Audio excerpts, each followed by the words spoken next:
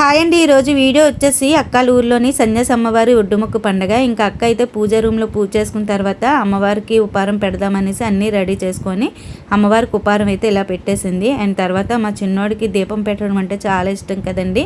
ఇంక ఈరోజు అయితే సాంబ్రాణి పొగ అయితే ఇల్లంతా ఇచ్చేసాడనమాట. అండ్ అక్క నేను అందరం కలిసి దీపారాధన చేసుకొని ఇంకా గుడికి అయితే వెళ్ళాము. సో పండగ కదండి, అసలు గుడి అయితే ఖాళీ లేదు. నార్మల్ టైంలో అయితే గర్భగుడిలోకి వెళ్ళి దర్శనం చేసుకోవచ్చు అని చెప్పేసి అన్నది అక్క. ఇంకా పసుపు కుంకుమ కూడా బయటనే సమర్పించేసాము అమ్మవారికి.